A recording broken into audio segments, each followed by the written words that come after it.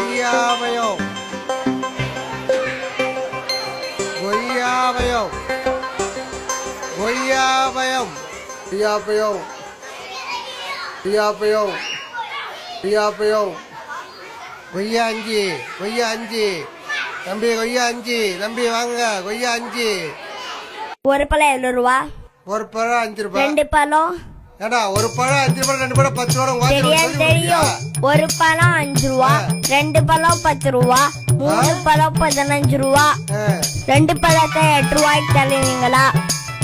வேற ஒருத்தி யாரோ பேசி. ஹலோ என்னங்க நம்ம பையன் சீனுக்கு கீழே பேச்சு இல்லாம இருக்காங்க. பையன் கீழே வந்துட்டானா? ஆமாங்க. போல ஆட்டி கூட்டு போடி. சீக்கிரம் வாங்க. நான் வந்துறேன். நான் உடனே வரேன். சீக்கிரம் வாங்குங்க.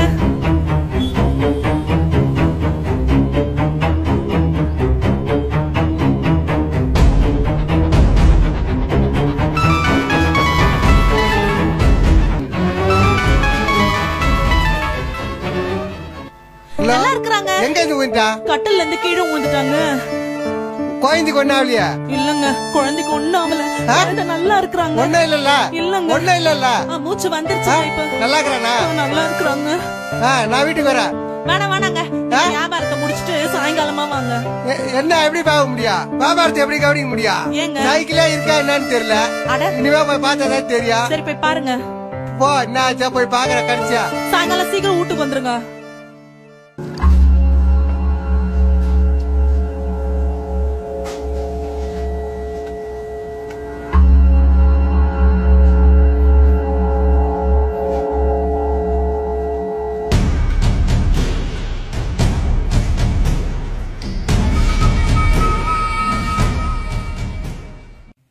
தம்பி, நான் தான் இங்க இல்லையா?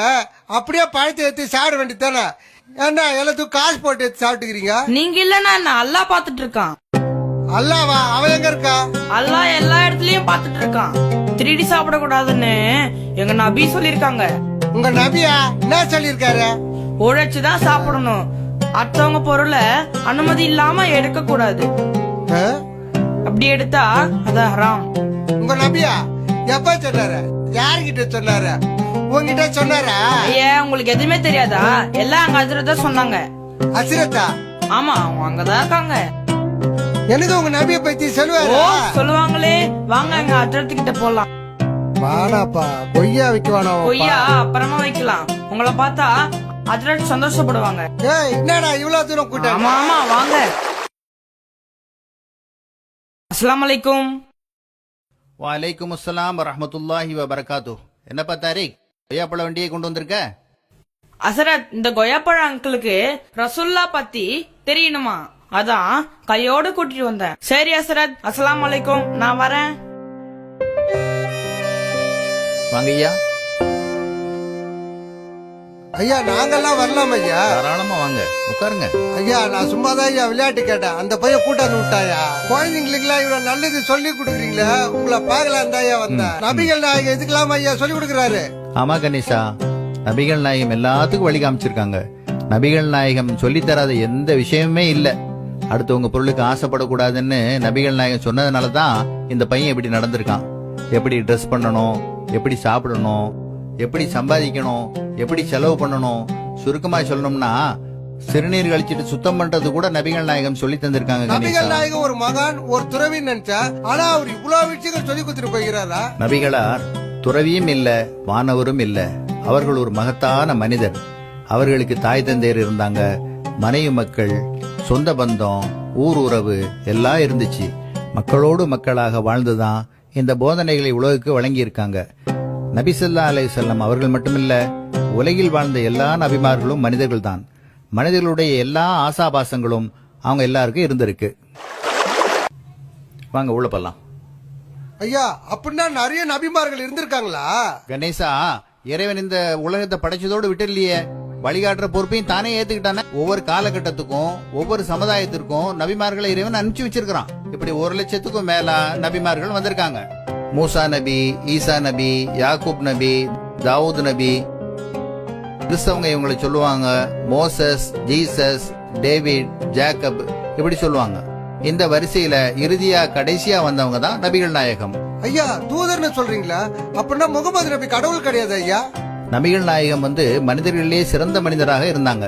அவங்களே சொல்லியிருக்காங்க, கிறிஸ்தவர்கள் மரியமுடைய மகன் ஈசாவை கடவுளாக்கியதை போல என்ன நீங்க கடவுளாக்கிறாதீங்க. ஐயா கேளுங்க. இடையில பேசுறதுக்காக மன்னிச்சிருங்க ஐயா. இஸ்லாமியத்தை ஆரம்பிச்சது முகமது நபிகள் தானே ஐயா?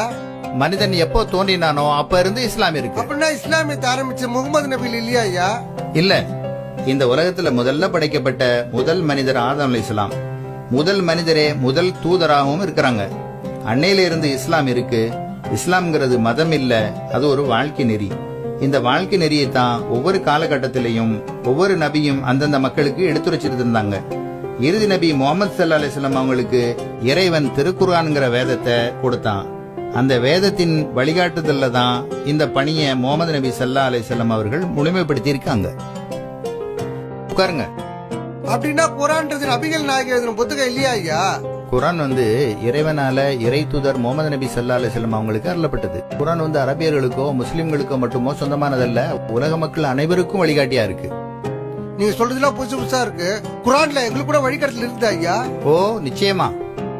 குர்ஆன் உலக மக்கள் அனைவருக்கும் ஒரு நல்ல உபதேசம்னு குர்ஆனே தன்னை பத்தி சொல்லுது. அது மட்டும் இல்லாம குர்ஆனின் பல வசனங்கள் ஓ மனிதர்களேன்னு திருக்குர்ஆன் சொல்லுகிறது. அது மட்டும் இல்லாம நபிகள் நாயகம் ஸல்லல்லாஹு அலைஹி வஸல்லம் அவங்க முஸ்லிம்களுக்கு மட்டும் நபியா வந்தவங்க இல்ல, உலகத்தில் உள்ள எல்லா மக்களுக்கும் நபியா வந்தவங்க. ஐயா சொன்னா தப்பா நினைக்க மாட்டீங்களா? ஏன் தப்பா நினைக்க போறேன்? நீங்க கேட்காம இருந்தாதான் தப்பா நினைப்பேன். அப்படின்னா நாங்களும் குர்ஆன் படிக்கலாமா? தாராளமா படிக்கலாம். நானே உங்களுக்கு ஒரு குர்ஆனை கிஃப்ட் பண்ணலாம்னு இருக்கிறேன். ஐயா எனக்கு இன்னும் ஒரு சந்தேகம் ஐயா. நபிகள் நாயகம் இறந்து ஒரு 200-300 வருஷம் இருக்குமா ஐயா? இல்ல, முகமது நபி ஸல்லல்லாஹு அலைஹி வஸல்லம் அவங்க கிபி 571 ஆண்டு அரேபியா நாட்டில குறைஷ் என்னும் குலத்தில அப்துல்லா ஆமினா என்ற தம்பதியருக்கு மகனாக பிறந்தாங்க. பிறக்கிறதுக்கு முந்தையே தந்தையை இழந்தாங்க. 6 வயதாகும் போது அன்னையை இழந்தாங்க. பாட்டனார் அப்துல் முத்தலிபின் பராமரிப்பிலே வளர்ந்தாங்க. அவர்கள் மரணித்த பிறகு பெரிய தந்தை அபூ தாலிப் அவங்களோட பராமரிப்பில் வளர்ந்தாங்க. ஆடு மேய்ச்சாங்க. சின்ன வயசுலேயே ஒழுக்கமும் தூய்மையும் நிறைஞ்ச இளைஞரா வளர்ந்தாங்க. எல்லாருக்கும் நம்பிக்கைக்கு உரியவராகவும் உண்மையாளராகவும் திகழ்ந்தாங்க. 25ஆம் வயதில் தன்னை விட 15 வயது மூத்த 40 வயதான 4 குழந்தைக்கு தாயாக இருந்த கதிஜா என்னும் விதவையை மணமுடித்தாங்க.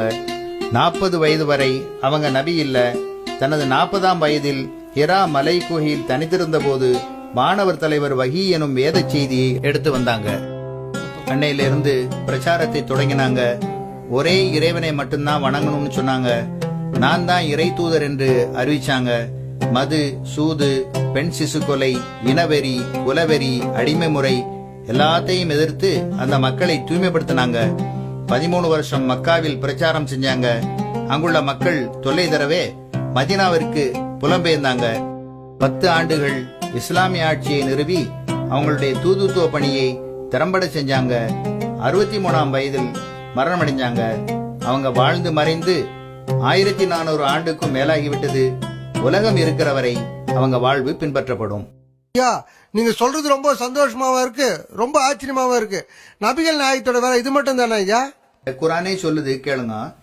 இவர் முஹம்மது நன்மை செய்யுமாறு மக்களை ஏவுகிறார், தீமைகளிலிருந்து அவர்களை தடுக்கிறார், அவர்களுக்கு தூய்மையானவற்றை அனுமதிக்கிறார், தூய்மை இல்லாதவற்றை தடை செய்கின்றார், அவர்களின் மீதுள்ள சுமையை இறக்குகின்றார், அவர்களை பிணைத்திருந்த விலங்குகளையும் உடைத்தெறிகிறார். எனவே எவர்கள் இந்த நபியின் மீது நம்பிக்கை கொண்டு இவரை கண்ணியப்படுத்தி உதவியும் புரிகின்றார்களோ, மேலும் இவருடன் இறக்கி அருளப்பட்ட ஒளியை பின்பற்றுகிறார்களோ அவர்களே வெற்றியாளர். திருக்குர்ஆன் 7:157 வசனம் இப்படி சொல்லுகிறது. கடைசியா ஒரு சந்தேகம். அரபு நாட்டுக்கு சரி, நம்ம நாட்டுக்கு இதெல்லாம் ஒத்து வருமா ஐயா? ஏன் ஒத்து வராது கணேசா? நபிகளா ஸல்லல்லாஹு அலைஹி வஸல்லம் அரபு நாட்டுல பிறந்ததுனால குர்ஆன் அரபிலே இருக்கு. தமிழ்நாட்டுல பிறந்திருந்தா தமிழ்ல தானே இருந்திருக்கும். அரபு நாட்டுக்கு மட்டும் அவங்க தூதரா அனுப்பப்படல. நான் முதல்ல சொன்னேனே, உலக மனிதங்க எல்லாருக்கும் அல்லாஹ் அனுப்பப்பட்டவர்னு. அன்னைக்கும் பெண் சிசுவை கொண்டாங்க, இன்னைக்கும் கொள்றாங்க. மது, சூது அன்னைக்கும் இருந்துச்சு, இன்னைக்கும் இருக்குது. இறைவனை நிராகரிக்கிற மக்கள் அன்னைக்கும் இருந்தாங்க, இன்னைக்கும் இருக்காங்க. அதனால அன்னைக்கு சொன்ன போதனைகள் இன்னைக்கு மட்டுமல்ல, உலகம் இருக்கிற வரை எல்லா மனுஷங்களுக்கும் பொருந்தும் கணேசா. அதனாலதான் இன்னைக்கும் உலகம் முழுவதும் 160 கோடி மக்கள் அவங்களை பின்பற்றாங்க. நிறைய வரைக்கா குத்துட்டீங்க ஐயா, ரொம்ப நன்றி ஐயா. அள்ளக்குறையாத சரித்திர சமுத்திரத்திலிருந்து பெருமானார் என்ற பெருங்கடலின் ஒரு துளிதான் இங்கே தெரித்து விழுந்திருக்கின்றது. இன்னும் சொல்லச் சொல்ல உள்ளமும் உயிரும் உருகும் உன்னதமான வரலாற்று நாயகரை, உலகம் வியக்கும் நபி முகமது ஸல்லல்லாஹு அலைஹி வஸல்லம் அவர்களின் வாழ்வை நீங்கள் முழுமையாய் அறிந்திட வேண்டாமா? தொடரட்டும் நம் தொடர்புகள்.